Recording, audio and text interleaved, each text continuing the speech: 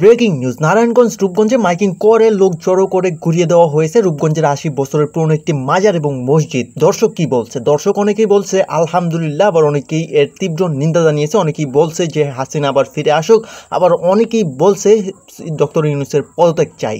তো বিস্তারিত থাকছে ভিডিওটিতে, সম্পূর্ণ কন্টিনিউ করবেন, ভিডিওটিতে লাইক করবেন। পূর্বাচল ১১ নম্বর সেক্টরে অবস্থিত এই মাজারটি হযরত হোসাইন আলী শাহের বা ল্যাংটার মাজার হিসেবেই বেশ পরিচিত এবং হামলাকারীরা বেকু দিয়ে মাজার এবং মসজিদ সহ ঘুরিয়ে দিয়েছে এবং পরে আগুন জ্বালিয়ে দেয়। মঙ্গলবার দিবাগত রাতেই হামলার ঘটনা ঘটে বলে জানান মাজারের খাদেম জাকির হোসেন। তিনি বলেন, রাতে ২ থেকে ২৫০ জন ব্যক্তি মাজারে প্রবেশ করে হামলা চালায় এবং বেকু দিয়ে মাজারটি ভেঙে ফেলে এবং পাশের টিন শেড মসজিদটিও ভাঙচুর করে আগুন ধরিয়ে দেয়। মাজার ভাঙার খবর পেয়ে পরের দিন ১১ সেপ্টেম্বর সকালে রূপগঞ্জ থানার ভারপ্রাপ্ত কর্মকর্তা ওসি এবং র্যাব ১ এর কোম্পানি কমান্ডার ঘটনাস্থল পরিদর্শন করেছে। রূপগঞ্জ থানার ভারপ্রাপ্ত কর্মকর্তা লিয়াকত আলী বলেন, রাতের দুর্বৃত্তরা মাজারে হামলা ও ভাঙচুর করে, এমনকি মাজারের মাঝ মসজিদে আগুন ধরিয়ে দেয় এবং হামলাকারীদের বিরুদ্ধে দ্রুত আইনগত ব্যবস্থা নেওয়া হবে।